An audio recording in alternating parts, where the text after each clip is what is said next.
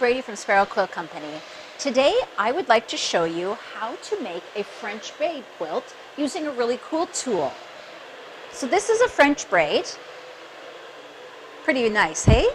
Traditionally this type of piecing is quite wasteful because we piece in wedges of fabric and then there's always this extra hanging off the end and we have to trim that all up.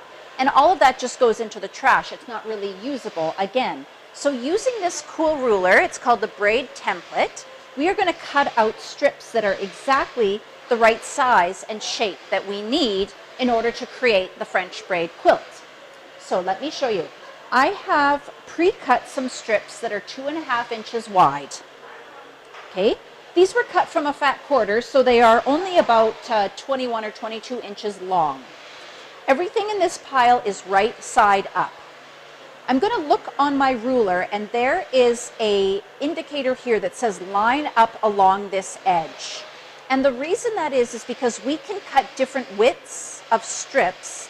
I am doing the 2.5, so my strip will only come up to this line here, but we could do as narrow as 1.5 as well. So we always have to line up that same edge so that we're getting the proper angle down here. So my first cut is going to be on my strips. I'm going to line up this edge so that it's past the selvage. And I'm going to cut that selvage off, and then I'm going to come over here and cut that angle. So let's go ahead and do that now. Get rid of those.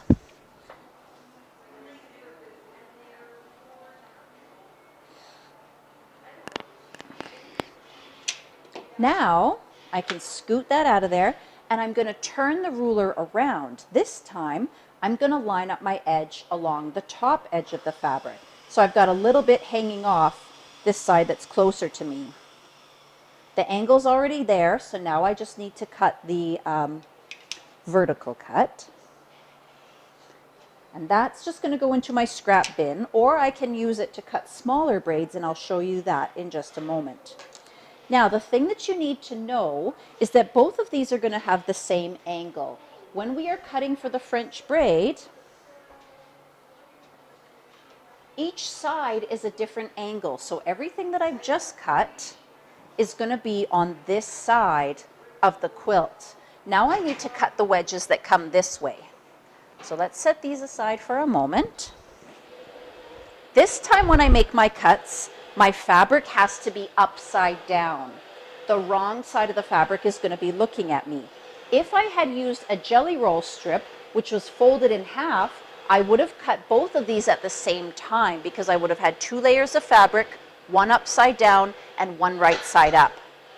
You would cut both at the same time. But this time I'm going to cut with my fabric upside down, and I'm going to follow the same procedure I did a moment ago. Line up that bottom edge. Let's cut off the selvage. And now we'll cut the angle.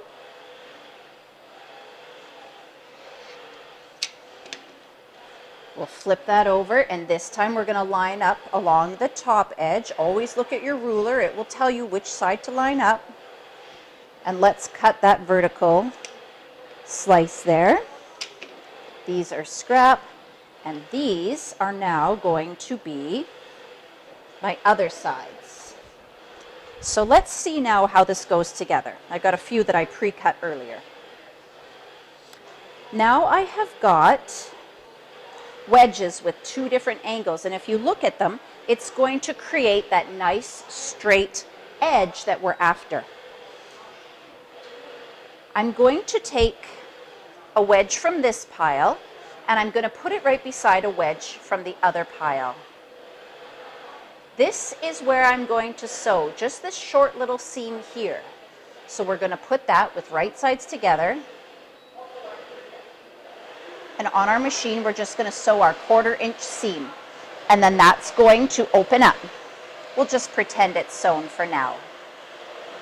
Then my next piece is going to stitch along here. And I'm just going to take turns alternating from each pile and continue building my braid in that way. Pretty simple, right? And a lot less waste than normal. We can also cut with the mini braid. These ones we can do 1-inch strips or 1.5-inch strips. And I've pre-cut a few pieces there for you to see. This time I did it in 2 layers, but I have my second fabric underneath. They are wrong sides together. So this time I have both angles that I need. Nope, not like that. There we go. So now you can see that straight edge beginning to form there. Nope, this must go here. We got it. I didn't trim those down to the right length, but you can see how they go together like that, and we get that nice straight line down either side.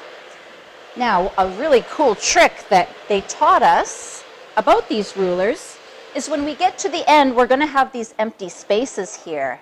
But when we trim down here, you see how we've got those 2 little dog ears or rabbit ears?